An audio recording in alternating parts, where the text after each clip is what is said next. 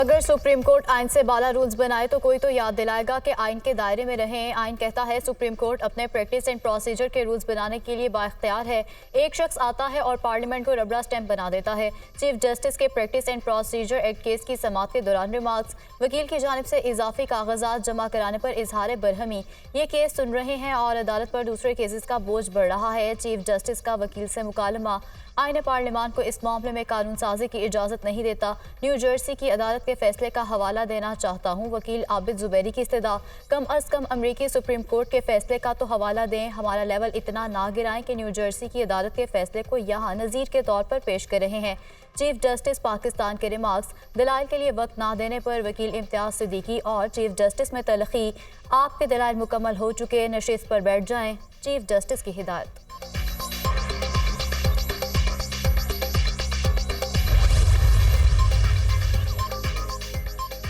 फलस्तीन और इसराइल में जंग का तीसरा रोज। हलाक इसराइलियों की तादाद 700 तक पहुंच गई। 2156 जख्मी। हमास का ऑपरेशन तूफानुल अक्सा इसराइल के लिए मोहलिक साबित।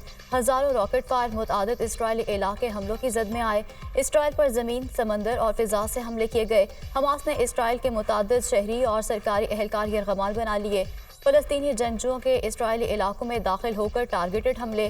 जल्द इसराइली फोर्सेस के एहलकारों की तादाद का ऐलान करेंगे। इसराइली वज़ीर आज़म के ख्याल से कहीं ज़्यादा कैदी हमारे पास हैं जिन्हें गज़ा के हर कोने में रखा गया है।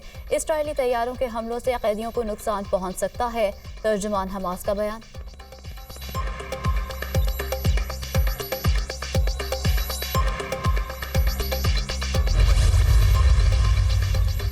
गजा में मासूम फलस्तीनियों पर वहशियाना बमबारी। 493 फलस्तीनी शहीद, 2751 से जायद जख्मी। शहदा में 78 बच्चे और 41 खातीन भी शामिल। गजा धमाकों से गूंज उठा। फिजाई हमलों से इमारतों को शदीद नुकसान। मलबे का ढेर बन गई। इसराइल ने गजा के लिए खुराक, बिजली, फ्यूल और दीगर अशिया की सप्लाई मुअत्तल कर दी।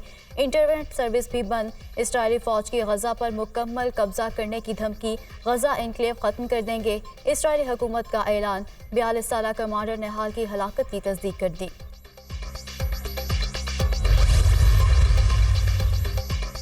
तोशाखाना केस के फैसले पर चेयरमैन पीटीआई की नाअहली के नोटिफिकेशन का मामला। इस्लामाबाद हाई कोर्ट ने चेयरमैन पीटीआई की दरख्वास्त पर फैसला महफूज कर लिया। चेयरमैन पीटीआई की फैमिली, वुकला और ज़ाती मुआलिद से मुलाकात की इजाज़त के लिए अपील दायर। दरख्वास्त में इस्लामाबाद हाई कोर्ट के सिंगल बेंच का 25 सितंबर का हुक्मनामा चैलेंज किया गया।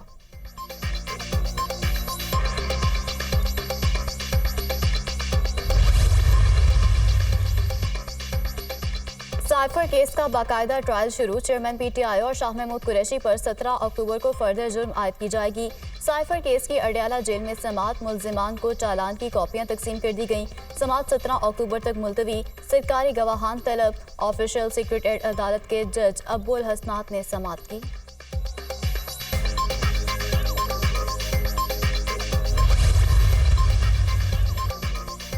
नवाज शरीफ की वतन वापसी पाकिस्तान के इत्तेहाद और मुआशी मजबूती की तरफ अहम कदम साबित होगी। 21 अक्टूबर को मीनार पाकिस्तान पर कायद नून लीग का खिताब कौमी नस्बुलंद तय करेगा। नवाज शरीफ की क़यादत में मुल्क इंतखाबी मुहिम पूरी क़ुव्वत से चलाएंगे। नवाज शरीफ ने हमेशा मुल्क को बहरानों से निकाला और तारीखी किरदार अदा किया। इस बार भी अवाम को मुश्किल से निकालेंगे। शहबाज शरीफ का पार्टी कारकुनों के नाम पैगाम।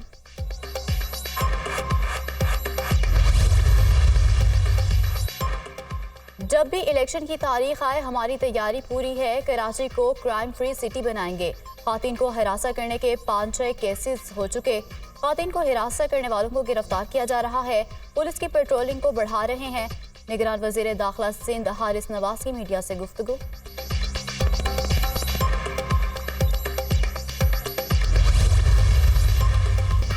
और डॉलर के मुकाबले में रुपया मजीद तगड़ा। इंटरबैंक में अमरीकी करेंसी की कीमत में 1 रुपये 4 पैसे की कमी। 281 रुपये 65 पैसे पर ट्रेड।